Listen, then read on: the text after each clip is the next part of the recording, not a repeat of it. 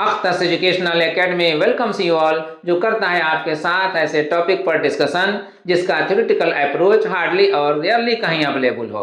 आज के video class में हम जिस टॉपिक पर डिस्कशन करेंगे वो टॉपिक बेस्ड है बायो-सावर्ट लॉ के एप्लीकेशन पर, यानी बायो-सावर्ट के नियम का अनुप्रयोग पर। एक्चुअली बायो-सावर्ट लॉ का यूज किया जाता है मैग्नेटिक फील्ड को फाइंड आउट करने में, यानी कि चुंबकीय क्षेत्र का व्यंजक को प्राप्त करने में। तो बायो-सावर्ट लॉ का एप्लीकेशन में आज हम जिस एप्लीकेशन पर डिस्कस करेंगे वो एप्लीकेशन नंबर 1 है, यानी अनुप्रयोग नंबर 1 है। इस एप्लीकेशन नंबर 1 में हम जिसको हेडिंग बना रहे हैं वो यहाँ पर मेंशन्ड है, expression of B field at a point due to a thin straight current carrying conductor, यानी एक सीधे पतले धारावाही चालक के कारण किसी बिंदु पर चुंबकीय क्षेत्र का व्यंजक। इसके लिए हम हेल्प लेंगे इस डायग्राम का। इस डायग्राम में जो हम देख रहे हैं बॉटम टू टॉप जाता हुआ एक स्ट्रेट लाइन, एक्चुअली हम उसे एज्यूम करेंगे, सपोज करेंगे एक करंट कैरिंग कंडक्टर, यानी धारावाही चालक। तो इस करंट कैरिंग कंडक्टर की वजह से इस पॉइंट P पर कितना मैग्नेटिक फील्ड होगा हम इस पर डिस्कस करेंगे। डिस्कशन में जो भी फॉर्मूला हमें आएगा एक्चुअली हम उसी को मैग्नेटिक फील्ड का एक्सप्रेशन कहेंगे, यानी चुंबकीय क्षेत्र का व्यंजक होगा। तो इस एक्सप्रेशन को फाइंड आउट करने में हम क्या क्या स्टेप्स लेते हैं हमें समझना यही है। इसके लिए हम इस करंट कैरिंग कंडक्टर को स्मॉल पीसेस में डिवाइड करेंगे। जितना स्मॉल हम एज्यूम कर सकते हैं उतना स्मॉल, यानी छोटे छोटे हिस्सों में हम बांटेंगे और उसी में से एक डिवीजन को हम टेकअप करेंगे। मान लीजिए उस एक स्मॉल डिवीजन का लेंथ dl हम लेते हैं, तो इस dl को मल्टीप्लाई करेंगे उस करंट I से जो कंडक्टर से होकर के पास कर रहा है। तो करंट I और स्मॉल डिवीजन लेंथ dl का दोनों का प्रोडक्ट जो होगा वो कहलाएगा करंट एलिमेंट, यानी धारा अवयव। उसी धारा अवयव या उसी करंट एलिमेंट्स में से एक करंट एलिमेंट ये है जो IDL से यहाँ शो हो रहा है।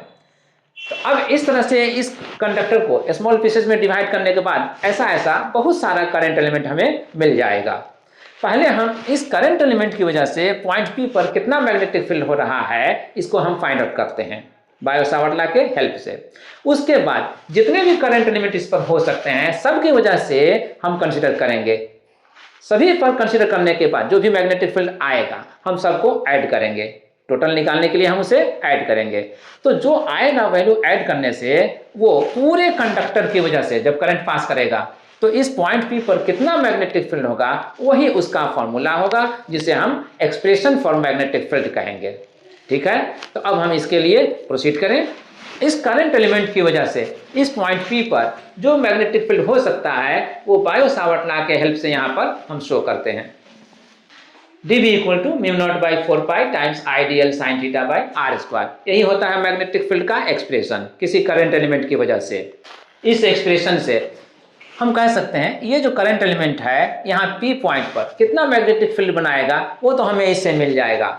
इसका डायरेक्शन किधर होगा, इसका डायरेक्शन को डिटरमाइन करने के लिए हमें हेल्प लेना होता है या तो क्रॉस प्रोडक्ट रूल का या फिर मैक्सवेल के राइट हैंड थंब रूल का।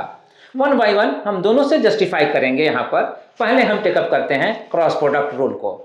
बायो-सावर्ट लॉ का जो वेक्टर फॉर्म होता है उसमें हम रिकॉल करते हैं, याद करते हैं कि आइडियल जो करंट एलिमेंट है उसको हमें रोटेट करना होता है R की तरफ।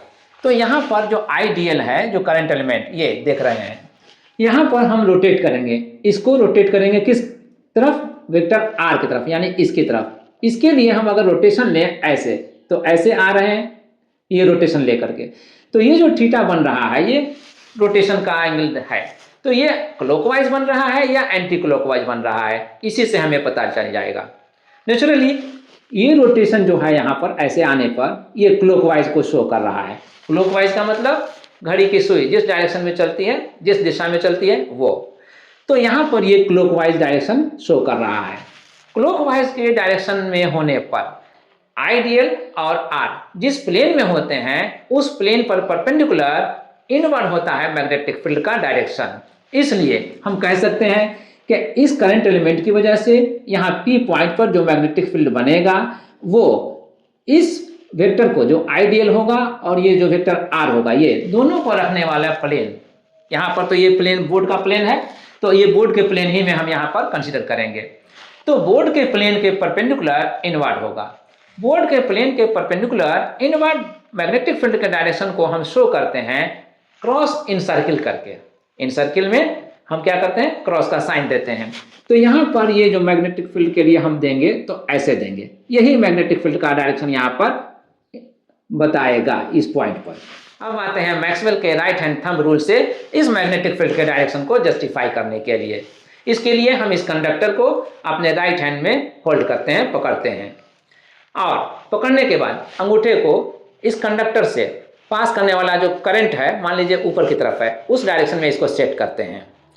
तो अब जो ये कंडक्टर है, ये कंडक्टर को ये जो उंगलियां पकड़ी हुई हैं, इन्हीं उंगलियों से हम बताते हैं कि मैग्नेटिक फील्ड लाइंस को इंडिकेट किया जाता है। तो ये पॉइंट जो हम पी लेने वाले हैं, वो पी पॉइंट इस उंगली के जो मैग्नेटिक फील्ड लाइंस को शो करेगा किस तरफ पड़ने वाला है, हम इसे पहले डिटरमाइन कर लें। अभी इस कंडक्टर के पॉइंट ऑफ व्यू से देखें तो ये फिंगर्स जो है ना, दो हिस्सों में डिवाइड हो जा रहे हैं, एक राइट साइड और एक लेफ्ट साइड। तो राइट साइड में जो भी पॉइंट्स होगा और लेफ्ट साइड में जो भी पॉइंट्स होगा, उसी में से एक पॉइंट हमको देखना है, ये पी किधर होगा। तो आइए और देखते हैं। पहले हम यहाँ इस करंट एलिमेंट के पॉइंट ऑफ व्यू से इसको डिसाइड कर लें। ये करंट एलिमेंट यहाँ है और पॉइंट पी यहाँ है, नेचुरली ये राइट साइड है। तो राइट साइड है तो हमारा जो कंडक्टर है, इसके इस साइड में हमारे लिए जो पोर्शन है फिंगर का, वो राइट साइड है। तो अब इसी को हम यहाँ पर लाते हैं। यहाँ पर लाने से ये जो फिंगर मुड़ता हुआ दिख रहा है ऐसे, यहाँ पर ये इंडिकेट कर रहा है कि यहाँ पर मैग्नेटिक फील्ड का डायरेक्शन अंदर की तरफ जा रहा है, इस बोर्ड के प्लेन के परपेंडिकुलरली अंदर की तरफ जा रहा है। तो जो डायरेक्शन हमने यहाँ पर डिसाइड किया था, वो इससे यहाँ पर लाने से जस्टिफाई हो रहा है। तो इस तरह से हम यहाँ पर कह सकते हैं कि जिस तरह ये करंट एलिमेंट जो मैग्नेटिक फील्ड बना रहा है, उसका डायरेक्शन यहाँ पर इस बोर्ड के प्लेन के परपेंडिकुलरली इनवर्ड हो रहा है। तो इसमें जितने भी करंट एलिमेंट्स होंगे, वो सब के सब जो भी मैग्नेटिक फील्ड बनाएंगे, उसका डायरेक्शन भी इस पॉइंट पर अंदर की तरफ ही होगा। यस।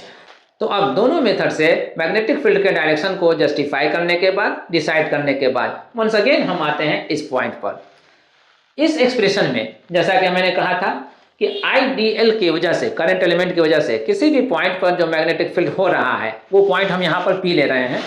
तो जो मैग्नेटिक फील्ड हो रहा है, वो मैग्नेटिक फील्ड इससे मिल जाएगा। ऐसा मैग्नेटिक फील्ड इस करंट कैरिंग कंडक्टर में जितने भी हम करंट एलिमेंट्स को कंसीडर कर रहे हैं, सबकी वजह से निकाला जाएगा। तो सबकी वजह से निकाला हुआ मैग्नेटिक फील्ड को हम ऐड करेंगे, तब कहीं जाकर के इस पूरे करंट कैरिंग कंडक्टर की वजह से जो यहाँ इस पॉइंट P पर मैग्नेटिक फील्ड होगा, वो निकलेगा।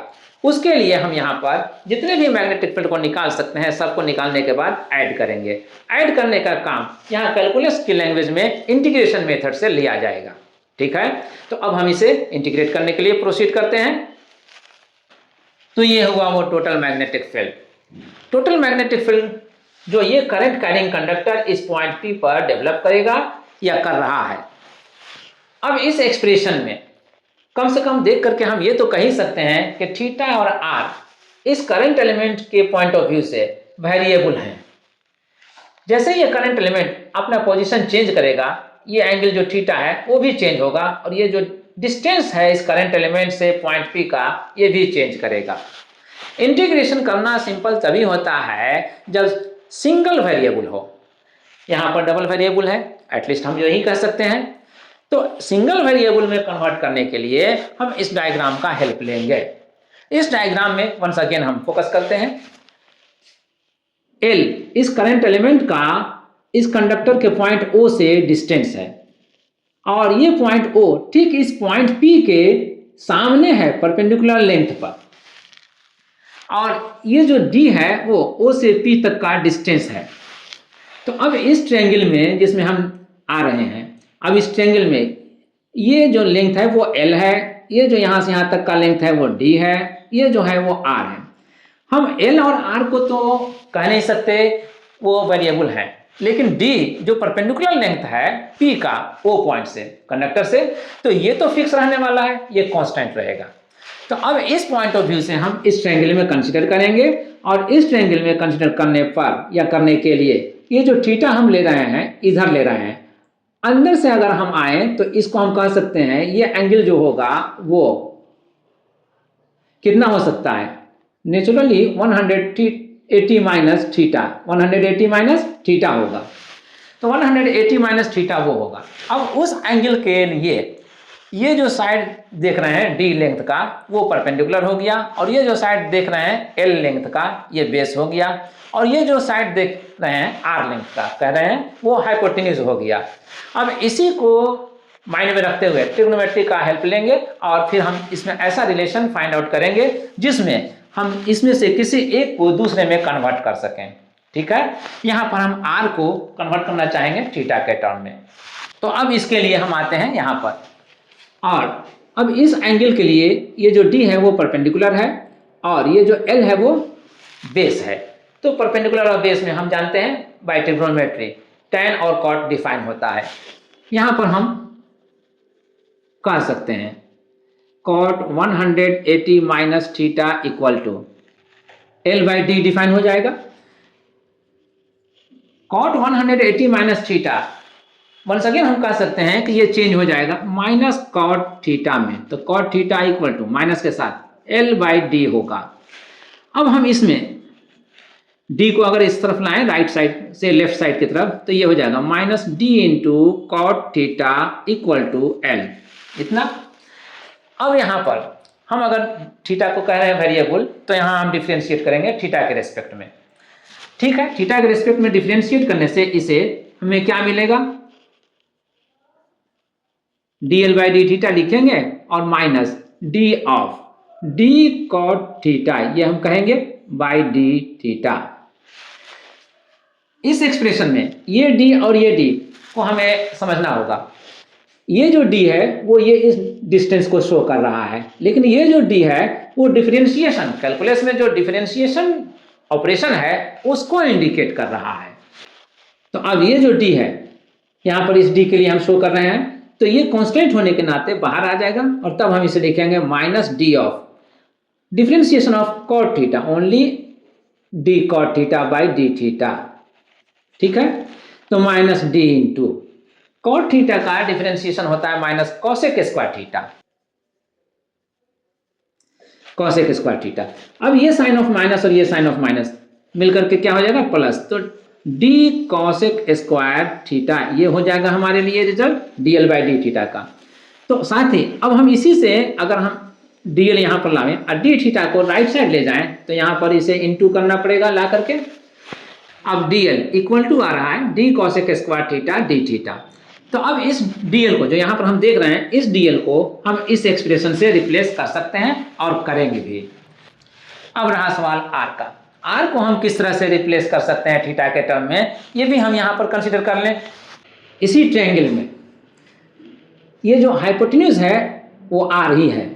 तो अब इस एंगल के लिए आर और ये डी हम इसमें रिलेशन देखेंगे तो ये आएगा sine 180 minus theta equal to D by R, ये आएगा sine 180 minus theta sine theta में ही चेंज हो जाएगा और तब sine theta equal to D by R ये हमें मिलेगा।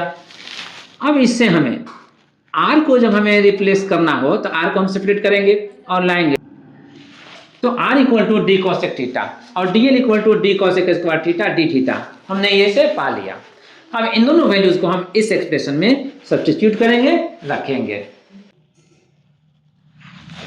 तो ये रहा मैग्नेटिक फील्ड बी का एक्सप्रेशन। यहाँ पर जो डीएल था वो डी कॉसेक स्क्वायर थीटा से रिप्लेस हुआ और जो यहाँ पर आर है वो इस आर इक्वल टू जो डी कॉसेक थीटा आया था उससे रिप्लेस हुआ। चूंकि यहाँ आर स्क्वायर है इसलिए यह डी कॉसेक थीटा का होल स्क्वायर है। अब इसके बाद नेक्स्ट स्टेप में हम लेंगे यहाँ पर जो म्यू नॉट आई बाई 4 पाई देख रहे हैं और ये डी भी देख रहे हैं, ये कांस्टेंट है, इसको हम आउट कर लेंगे, एज ए फैक्टर रहेगा। और इसमें जो स्क्वायर की वजह से डी है वो भी स्क्वायर हो जाएगा, तो ये डी स्क्वायर भी बाहर कर लेंगे। उसके बाद इंटीग्रेशन के लिए रह जाएगा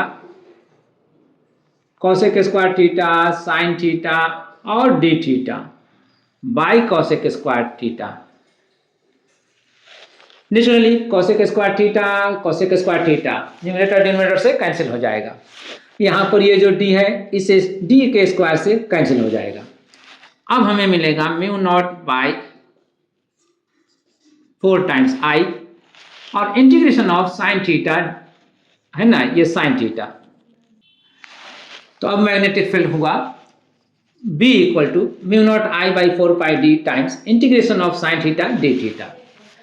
साइन थीटा का इंटीग्रेशन माइनस कॉस थीटा, ठीक है। तो अब हम इसे फाइनली इंटीग्रेट करते हैं माइनस कॉस थीटा के साथ। B equal to mu naught I by 4 pi D times minus cos theta, ये हुआ इंटीग्रेशन। अब ये मैग्नेटिक फील्ड का वैल्यू इस थीटा पर डिपेंड करने वाला है, और थीटा को हम देखते हैं कि ये करंट एलिमेंट का पोजीशन के चेंज करने से चेंज करने वाला है। तो इसका लिमिट क्या होगा? इसके लिमिट के लिए हम स्पेशल कंडीशन दे सकते हैं। अगर ये कंडक्टर को देखें, हम गौर करें, तो यहाँ पर हम ले रहे हैं एक इस पॉइंट पर एंगल और एक इस पॉइंट पर ले रहे हैं। एक लिमिटेड लेंथ के कंडक्टर के लिए ये बॉटम पॉइंट हो सकता है और ये टॉप पॉइंट हो सकता है। तो इस बॉटम पॉइंट पर जो एंगल बन रहा है या बनता हुआ दिख रहा है वो एंगल है थीटा 1, और इस टॉप पॉइंट पर जो एंगल बन रहा है या बनता हुआ दिख रहा है वो है थीटा 2। तो हम इसका थीटा का जो लिमिट वैल्यू है वो थीटा 1 और थीटा 2 लेते हैं। तो लोअर लिमिट हम अगर लेंगे थीटा 1 और अपर लिमिट अगर लेंगे थीटा 2, तो यहाँ पर भी हम शो कर सकते थे। अगर करते तो यहाँ पर थीटा 1 और थीटा 2 होता, यहाँ पर भी थीटा 1 और थीटा 2 होता, और यहाँ पर भी थीटा 1 और थीटा 2 होता। तो वो थीटा 1 और थीटा 2 अब यहाँ पर आएगा, राइट। अब यहाँ पर डिफरेंट इंटीग्रेशन का रूल अप्लाई होगा, जिसमें mu naught I by 4 pi D जैसे है वैसे ही रहने देंगे, और एक बार थीटा का अपर लिमिट लेंगे थीटा 2, तो माइनस कॉस थीटा 2 हो जाएगा ये, और दूसरी बार थीटा का लोअर लिमिट लेंगे थीटा 1। इस तरह से अपर लिमिट और लोअर लिमिट को लेकर के जो हम इंटीग्रेट करते हैं वैल्यू के लिए, वो आया minus cos theta 2 minus of minus cos theta 1। Bye simple calculation हम कर सकते हैं ये माइनस माइनस प्लस हो जाएगा, इसलिए हम cos थीटा 1 को पहले लिखेंगे और cos थीटा 2 जो माइनस में रहेगा उसको हम बाद में लिखेंगे। तो ये हुआ मैग्नेटिक फील्ड B। ये मैग्नेटिक फील्ड B जो यहाँ पर मिलेगा पूरे इस कंडक्टर की वजह से जब करंट पास करेगा इससे। डायरेक्शन तो इसका पहले ही डिसाइड हो चुका था, तो यहाँ पर हम लिख सकते हैं परपेंडिकुलरली इनवर्ड। अब इसके बाद अंडर रिमार्क कुछ रिमार्केबल पॉइंट्स हैं, उस पर डिस्कस करते हैं। चूंकि B equal to mu naught I by 4 pi D times cos theta 1 minus cos theta 2, यही हमने रिजल्ट फाइंड आउट किया है। अब इसमें थीटा 1 और थीटा 2 चूंकि वेरिएबल है, तो इसका एक्सट्रीम वैल्यूज क्या हो सकता है इस पर हम कंसीडर करें। एक्सट्रीम वैल्यूज उस केस में जब कंडक्टर का लेंथ इनफाइनाइटली लॉन्ग हो। तो इनफाइनाइटली लॉन्ग के केस में हम इस पॉइंट पर कंसीडर करते हैं, ये जितना नीचे की तरफ आएगा, बॉटम की तरफ आएगा, ये लाइन जो है वो जो मिलाने वाला P पॉइंट से है इसको कंडक्टर को, वो उतना ही नीचे चला जाएगा। जैसे जैसे नीचे आएगा ये angle theta 1 small and smaller होता चला जाएगा। तो स्मॉल एंड स्मॉलर होने के केस में इसका जो लिमिट वैल्यू होगा थीटा 1 का वो 0 होगा। उस केस में आइए जब ये इनफाइनाइटली अपवर्ड जा रहा हो, ऊपर की तरफ जा रहा हो, तो जैसे जैसे जाएगा ये थीटा 2 जो एंगल हम ले रहे हैं इसका वैल्यू लार्ज एंड लार्जर होता जाएगा, यानी बड़ा से बड़ा होता जाएगा। ये छोटा से छोटा होता जा रहा था तो ये बड़ा से बड़ा होता जाएगा। बड़ा से बड़ा होने के केस में एक लिमिट वैल्यू आता है 180 डिग्री या पाई रेडियन। तो थीटा 2 का लिमिट जो होगा एक्सट्रीम वैल्यू के लिए वो 180 डिग्री होगा।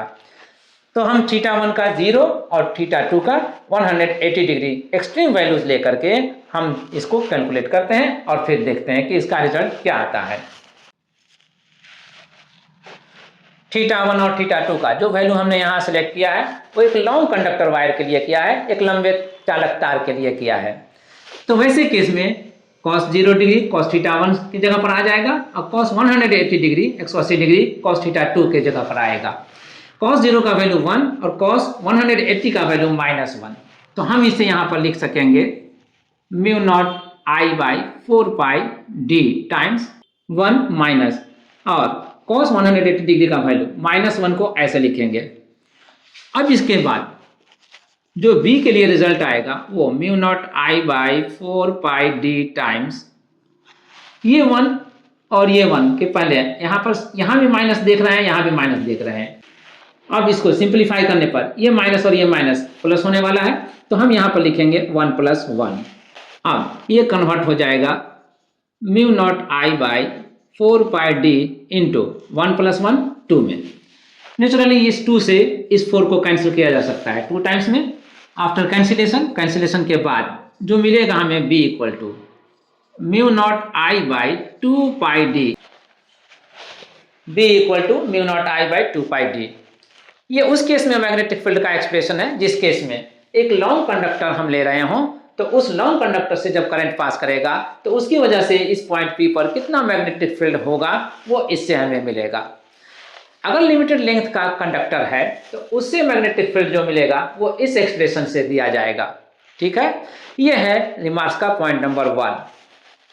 अब आते हैं रिमार्क्स का पॉइंट नंबर 2 में।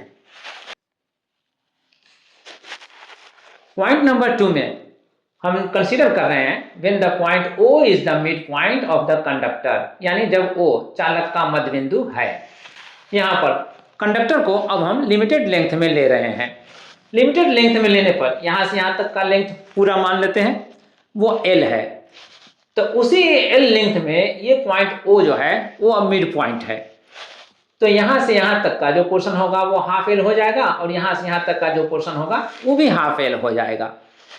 अब इस पॉइंट से इस पॉइंट को मिलाइए और इस पॉइंट से इस पॉइंट को मिलाइए, यानी बॉटम को भी इस पॉइंट से मिलाइए और यहाँ टॉप जो है वो भी इस पॉइंट से मिलाइए, P पॉइंट से। मिलाने पर यहाँ पर जो एंगल बन रहा है और यहाँ पर जो एंगल बन रहा है, अब बाय ज्योमेट्री दोनों एंगल इक्वल होगा। मान लीजिए ये एंगल θ1 था, अभी भी है, तो ये θ1 एंगल था, तो अब ये भी θ1 एंगल होगा। अब θ1 अगर यहाँ बन रहा है और θ1 भी यहाँ बन रहा है, तो मान लीजिए एक कॉमन वैल्यू θ है, तो अब यहाँ पर जो हम ले रहे थे टॉप पर जो θ2 एंगल ले रहे थे वो डिसाइड हो जाएगा इस एंगल से, तो ये एंगल कितना होगा 180 माइनस θ1, और 180 माइनस θ1 का मतलब क्या होगा 180 माइनस θ। अब इसको हम यूज करेंगे उस एक्सप्रेशन में जो मैग्नेटिक फील्ड के लिए हमने डिराइव किया था। इसलिए B equal to mu naught I by 4 pi D times cos θ1 minus cos θ2, इतना इसमें हम लेंगे mu naught I by 4 pi D times cos θ। अब θ1 को हम रिप्लेस कर रहे हैं θ से, तो θ हो जाएगा ये, और ये θ2 को हम रिप्लेस कर रहे हैं यहाँ पर जो देख रहे हैं 180 माइनस θ उससे, तो यहाँ पर लिखेंगे cos 180 माइनस θ। इस नेक्स्ट स्टेप में हम आ रहे हैं mu naught I by 4 pi D times cos θ minus, लेकिन cos 180 माइनस θ खुद माइनस cos θ होता है, इसलिए ये माइनस इसके आने वाले माइनस से, जो अब हम यहाँ कहेंगे इस फॉर्म में आएगा, तो इस माइनस से ये माइनस माइनस तो प्लस हो जाएगा। इसलिए जो मैग्नेटिक फील्ड होगा B वो दिया जाएगा mu naught I by 4 pi D times cos θ, और माइनस माइनस प्लस होगा तो ये भी cos θ। तो अब इससे B इक्वल टू मिलेगा हमें mu naught I by 4 pi D times 2 cos θ। cos θ को अगर हम इस फिगर के ज्योमेट्री से कंसीडर करें तो यहाँ पर वंस अगेन हम फाइंड आउट कर सकते हैं cos θ का वैल्यू L/2 और D के टर्म में। यहाँ पर इस डायग्राम में अगर ये राइट एंगल ट्रायंगल हम ले रहे हैं, तो इस राइट एंगल ट्रायंगल में इस θ के लिए या इस θ के लिए ये जो हाफ L है वो बेस का काम कर रहा है, और cos θ में चूंकि बेस बाई हाइपोटेन्यूज होता है, इसलिए H हाइपोटेन्यूज के लिए हम इस R के पास आएंगे या इस R के पास आएंगे। दोनों ही सूरत में यहाँ पर हम लिख सकते हैं इस R equal to under root D square plus L/2 इसका स्क्वायर। तो अब यहाँ पर cos θ का वैल्यू जब हम रखेंगे तो लिखेंगे mu naught I by 4 pi d. अब mu naught I by 4 pi D times 2 cos θ के लिए 2 तो यहाँ पर हम मेंशन कर सकते हैं, कर दें। cos θ के लिए जो B/H होगा उस B/H के लिए B हमारे लिए या तो ये L/2 काम करेगा या फिर ये L/2 काम करेगा, तो हम लिख लेते हैं L/2, दोनों में से कोई भी एक ही है। और H के लिए हम ये R ले रहे हैं, √d² प्लस L/2 का स्क्वायर, तो √d² प्लस ये L/2 का जो स्क्वायर है इसके लिए हम L²/4 कर सकते हैं। L²/4 करने के बाद अब हम इसे रीअरेंज करेंगे, तो 2 2 जा 4, ये 2 टाइम्स में कैंसिल हो सकता है। सिंप्लीफाई करने पर ये जो टर्म आ रहा है वो यहाँ ये आ रहा है 4d² प्लस L²/4। अब इस स्क्वायर रूट की वजह से इस 4 का स्क्वायर रूट तो 2 हो जाएगा, जिसे हम आउट कर लेंगे। तो b = μ0I/2πd times L/2 into √4d² plus L², और इस 4 का /2, ये 2 से ये 2 कैंसिल, तो ये b = μ0I/2πd times L/√4d² plus L²। ये जो एक्सप्रेशन आया वो उस केस में मैग्नेटिक फील्ड के लिए आया जब हम कंडक्टर का लेंथ लिमिटेड ले रहे हों और P जो पॉइंट है उस कंडक्टर के लेंथ पर परपेंडिकुलरली बाइसेक्टर पॉइंट है, यानी कि उसके लंब संधिभाजक का बिंदु है। तो वैसे केस में मैग्नेटिक फील्ड का जो एक्सप्रेशन होगा वो ये होगा। ये था पॉइंट नंबर 2 अंडर रिमार्क्स। इस पॉइंट के साथ ये रिमार्क्स का हेडिंग कंक्लूड करते हैं, ओवर करते हैं। अब आज जो कुछ भी हमने सीखा उसको रियलाइज करने के लिए एक न्यूमेरिकल प्रॉब्लम लेते हैं और उसे वर्कआउट करते हैं। Let's proceed. तो ये रहा न्यूमेरिकल प्रॉब्लम जिसे हम एज एग्जाम्पल टेकअप कर रहे हैं और वर्कआउट करेंगे और रियलाइज करेंगे उन फैक्ट्स को जो अब तक हमने डिस्कस किया। प्रॉब्लम है 2 long wires A and B carrying equal currents of 10 ampere are placed parallel to each other with a separation of 4 cm between them as shown in the figure. Find the magnetic field B at each of points P and Q. यानी दो लंबे धारावाही चालक A और B प्रत्येक में 10 ampere की धारा प्रवाहित हो रही है। अगर दोनों के बीच की दूरी 4 सेंटीमीटर हो तो बिंदु P और Q पर, जैसा कि चित्र में प्रदर्शित है, चुंबकीय क्षेत्र ज्ञात करें। डायग्राम यहाँ है, फिगर यहाँ है। हम यहाँ देख सकते हैं कि ये जो दो लाइन है पैरेलल दिख रहे हैं, दिखाने की कोशिश की गई है। इसमें दोनों को हम एक धारावाही चालक मानेंगे, यानी कि दोनों करंट कैरिंग कंडक्टर है।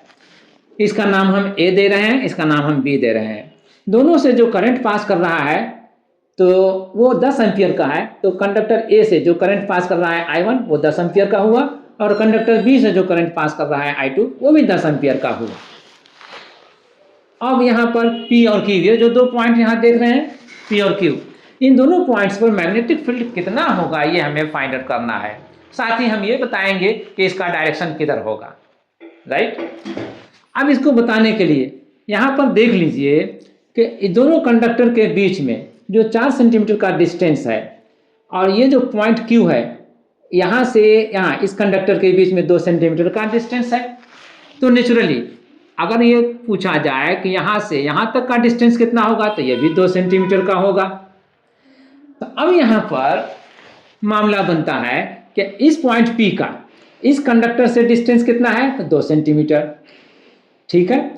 इस कंडक्टर से इस पॉइंट P का डिस्टेंस कितना होगा, चूंकि दोनों कंडक्टर के बीच के डिस्टेंस है 4 सेंटीमीटर, इसलिए इस B कंडक्टर से इस पॉइंट P का जो डिस्टेंस बनेगा वो 4 और जोड़ 2 यानी कि 4 + 2 6 सेंटीमीटर का होगा, राइट। तो 6 सेंटीमीटर के लिए इसका मैग्नेटिक फील्ड यहाँ पर कितना बनेगा वो हम फाइंड आउट करेंगे, और 2 सेंटीमीटर के लिए इस कंडक्टर से जो करंट पास कर रहा है उसका मैग्नेटिक फील्ड यहाँ P पर कितना होगा वो हम फाइंड आउट करेंगे। दो तरह का मैग्नेटिक फील्ड होगा, दोनों को फाइंड आउट करने के बाद हम ऐड करेंगे, जोड़ेंगे। जब हम कंडक्टर A से पास करने वाले करंट के कारण P पर कितना B क्षेत्र होगा ये पता करेंगे, तो फिर उसके लिए हम यहाँ पर यूज करेंगे B1 = μ0I/2πd, D लिखेंगे डिस्टेंस, है ना। एक लंबे चालक तार जो धारावाही चालक तार है उसके कारण किसी भी बिंदु पर किसी भी पॉइंट पर कितना मैग्नेटिक फील्ड होता है वो इसी एक्सप्रेशन से दिया जाता है μ0I/2πd, इसी पर हमने अभी डिस्कस किया है। तो यहाँ पर ले लीजिए D1, इसके साथ जो डिस्टेंस है उसको हम D1 मान रहे हैं, है ना। तो अब यहाँ पर ये वैल्यू जब हम लेंगे तो ये जो करंट है I, ये एक्चुअली I1 के लिए है, तो यहाँ पर I1 लिख दीजिए। अब इस वैल्यूज को लिखिए, mu naught into I1 10 by 2 pi into D1 होगा कितना, 2 सेंटीमीटर है, तो सेंटीमीटर को आप मीटर में बदलिए 10⁻⁻2 से मल्टीप्लाई करके, तो इतना हो जाएगा। अब ये मैग्नेटिक फील्ड इतना हो गया, ये इतना टेस्ला होगा, यूनिट होता है SI यूनिट टेस्ला।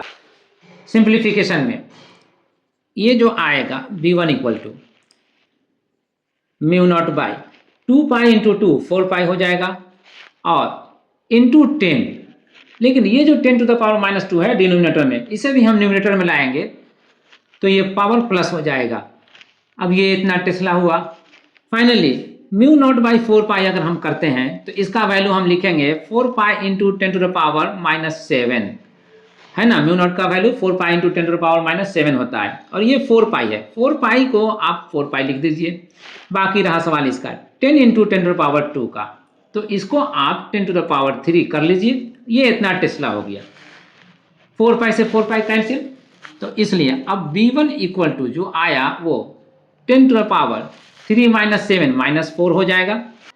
1 इंटू 10⁻⁻4 भी एक्सप्रेस कर सकते हैं। तो अब V1 equal to 1 into 10⁻⁻4 Tesla हुआ। 1 इंटू 10⁻⁻4 टेस्ला कहिए या सिर्फ 10⁻⁻4 टेस्ला कहिए, बोथ आर द सेम, दोनों एक ही है। बहरहाल इसके मैग्नीट्यूड को फाइंड आउट करने के बाद अब सवाल रहा इसका डायरेक्शन किधर होगा, इसको डिसाइड कर लें। इसके डायरेक्शन के लिए हम मैक्सवेल का right hand thumb rule use करते हैं, और उसके लिए हम इस कंडक्टर को अपने राइट हैंड में होल्ड किए हुए हैं, पकड़े हुए हैं। तो ये कंडक्टर की वजह से ये जो फिंगर्स है वो दो पोर्शन में जो डिवाइड हो रहा है वो मेरे लिए एक राइट साइड में और एक लेफ्ट साइड में हो रहा है। तो इसी राइट साइड या लेफ्ट साइड में से किसी एक साइड में ये पॉइंट P आएगा। अब इसको डिसाइड करने के लिए हम यहाँ पर इस कंडक्टर से इसको कंपेयर करेंगे। इस कंडक्टर से ये पॉइंट P ऊपर में है, तो फिर ऐसे अगर हम कर लें इस कंडक्टर को ऐसे, तो इस कंडक्टर से ऊपर वाला पोर्शन जो आ रहा है वो ये आ रहा है ना, जो अभी हमारे लिए इस लेफ्ट साइड में पड़ रहा था। अब ये क्या आ रहा है, अब ये ऊपर आ रहा है, ठीक है। तो इसी ऊपर वाले पोर्शन में किसी जगह पर ये पॉइंट P है। तो अब अगर हम इसको यहाँ पर ले आते हैं तो क्या है, ये जो ऊपर वाला पोर्शन है फिंगर का, ये क्या इंडिकेट कर रहा है, ये फिंगर बाहर की तरफ आ रहा है, ये इंडिकेट कर रहा है, या अंदर की तरफ जा रहा है, ये इंडिकेट कर रहा है। नेचुरली ये बाहर की तरफ आने को इंडिकेट कर रहा है। तो यहाँ पर जो मैग्नेटिक फील्ड होगा वो आउटवर्ड द प्लेन होगा, प्लेन ऑफ बोर्ड। इस डायरेक्शन को हम शो करते हैं यहाँ पर इन सर्किल डॉट से, ये इन सर्किल डॉट से हो गया, ये V1 का डायरेक्शन, राइट। तो अब आइए यहाँ पर इसको फाइंड आउट करने के बाद अब इस कंडक्टर B से जो करंट पास कर रहा है इसका मैग्नेटिक फील्ड इस पॉइंट P पर कितना होगा, उसको फाइंड आउट करने के लिए उसके लिए हम इसी फॉर्मूले का यूज करेंगे, क्योंकि कंडक्टर का लेंथ यहाँ पर भी लॉन्गर था, यहाँ पर भी लॉन्गर है। तो लॉन्ग कंडक्टर के लिए जो मैग्नेटिक फील्ड दिया जाएगा mu naught I by 2 pi D से दिया जाएगा। यहाँ पर I1 और D1 लिया गया था डिस्टेंस, यहाँ पर I2 और D2 डिस्टेंस लेंगे, ठीक है। इस कंडक्टर के लिए I2 और D2 डिस्टेंस लेंगे। अब यहाँ पर म्यू नॉट तो रहने दीजिए, I2 को यहाँ पर I2 का वैल्यू भी 10 एम्पियर है तो 10 लिख लीजिए, और 2 पाई लिखिए डिनोमिनेटर में, और D2 के बदले में अब यहाँ से यहाँ तक 4 सेंटीमीटर जो यहाँ देख रहे हैं वो है, तो यहाँ से यहाँ 4 सेंटीमीटर प्लस यहाँ से यहाँ 2 सेंटीमीटर, 4 + 2 6 सेंटीमीटर, तो वो 6 सेंटीमीटर लिखिए। और सेंटीमीटर को मीटर में कन्वर्ट करने के लिए 10⁻⁻2 से मल्टीप्लाई कर लीजिए। अब इतना करने के बाद mu naught times into 10 by 2 पाई यहाँ लिखने के बाद ये 6 है, 6 को हम 2 × 3 लिख सकते हैं। जब 2 × 3 लिखेंगे तो उस 2 को यहाँ पर लिख देते हैं और 3 यहाँ पर लिख लेते हैं, 10⁻⁻2 यहाँ पर लिख लेते हैं, इतना टेस्ला हो गया। अब ये 2 × 2 पाई है, 4 पाई हो जाएगा। तो 4 पाई अगर होगा तो यहाँ पर अब हम लिख सकते हैं म्यू नॉट बाई 4 पाई, और इंटू ये जो 10 है वो 10, और यहाँ पर 3 × 10⁻2 है। इस 10⁻2 को न्यूमरेटर में लाते हैं और यहाँ पर लिखते हैं 10⁻2 प्लस में करके, और डिनोमिनेटर में रह जाएगा 3। अब इसके बाद सिंप्लीफिकेशन में जिस तरह से हमने V1 के लिए सिंप्लीफाई किया था वही यहाँ पर स्टेप्स लेंगे, और V2 को यहाँ पर हम रफली 4 पाई × 10⁻7 × 10⁻3 करके बाई 4 पाई इंटू 3 करके। आफ्टर सिंप्लीफिकेशन 10 टू पावर 3 और 10 टू पावर -7 लाएगा 10 टू पावर -4 और बाई 3 यहाँ। इसको आप न्यूमरेटर में जो 10 टू पावर -4 है आप अंडरस्टैंड कर सकते हैं 1 इंटू 10 टू पावर -4, तो ये होगा इतना टेस्ला। ठीक है, 1 into 10 to power -4 by 3 tesla, ये वैल्यू हुआ मैग्नेटिक फील्ड का। इस कंडक्टर से बी कंडक्टर से जो करंट पास कर रहा है 10 एम्पियर का, उसके कारण यहाँ पी पॉइंट पर कितना मैग्नेटिक फील्ड बन रहा है उसका। इसका डायरेक्शन किधर होगा? डायरेक्शन को डिसाइड करने के लिए वंस अगेन हम Maxwell right hand thumb rule का यूज करेंगे और जैसे हमने V1 को डिसाइड किया था वैसे ही हम यहाँ पर इसको डिसाइड करेंगे। इसके लिए भी हम देखते हैं कि ये पॉइंट P इस कंडक्टर से एबव है, ऊपर है, तो वैसे वंस अगेन हम इसको देखें अगर, तो इसमें हम क्या पा रहे हैं, इस कंडक्टर से ऊपर वाला ये पोर्शन पा रहे हैं फिंगर का, तो ये पोर्शन जो पा रहे हैं तो ये फिंगर हमें इंडिकेट कर रहा है इस तरफ आने का, तो इस तरफ आने का इंडिकेट्स कर रहा है, तो जो B1 का डायरेक्शन है वही B2 का भी डायरेक्शन हो रहा है। तो यहाँ पर B1 और B2 दोनों ही एक ही डायरेक्शन में हो गया, तो इसके लिए भी आप ऐसे कर सकते हैं या इसी को B1 और B2 दिखला सकते हैं। अब ये डिसाइड हो गया कि दोनों कंडक्टर की वजह से पॉइंट P पर जो मैग्नेटिक फील्ड बनेगा वो perpendicularly outward the plane of the board होगा, यानी बोर्ड के तल के लंबवत बाहर की तरफ ये होगा। ठीक है, अब ये डायरेक्शन डिसाइड करने के बाद अब टोटल मैग्नेटिक फील्ड कितना हो रहा है ये हम फाइंड आउट करेंगे इन दोनों B1 और B2 का जो वैल्यू है दोनों को ऐड करके। Okay, let's do. B1 और B2 का वैल्यू रखने के बाद हम पाते हैं 4/3 इंटू 10 टू पावर -4 टेस्ला। इसको आप ये भी कह सकते हैं 1.33 इंटू 10 टू पावर -4 टेस्ला। ठीक है, perpendicularly outward the plane of the board, ये हो गया फिक्स। और इसको हम आंसर करते हैं, तो पार्ट ए का आंसर तो हो गया, यानी पी पॉइंट पर कितना फील्ड होगा ये पता चल गया, डायरेक्शन किधर होगा इसको भी हमने डिसाइड कर लिया। अब पॉइंट क्यू पर कितना मैग्नेटिक फील्ड होगा इसको हम डिसाइड करते हैं। ठीक है, लेट्स प्रोसीड। पहले की तरह इसमें भी हम डिसाइड करेंगे क्यू पॉइंट पर कितना मैग्नेटिक फील्ड होगा, ये हम पहले की तरह फिर डिसाइड करेंगे। तो इस करंट I1 जो A से पास कर रहा है इसके कारण यहाँ पर कितना मैग्नेटिक फील्ड होगा ये हम फाइंड आउट करेंगे। तो इसको हम लिखेंगे B1 और μ0 I1 बाई 2 पाई D1 हम लिखेंगे। I1 और D1 का वैल्यू हम टेकअप करेंगे, तो μ0 इंटू I1 का वैल्यू यहाँ पर 10 एम्पियर है और 2 पाई D1 का वैल्यू यहाँ से यहाँ लेंगे वो होगा 2 सेंटीमीटर, यही है 2 सेंटीमीटर। तो यहाँ पर लिखेंगे 2 इंटू 10 टू द पावर -2, इतना SI यूनिट में बदलने पर होगा, तो ये इतना टेस्ला हुआ। फाइनली क्या हुआ,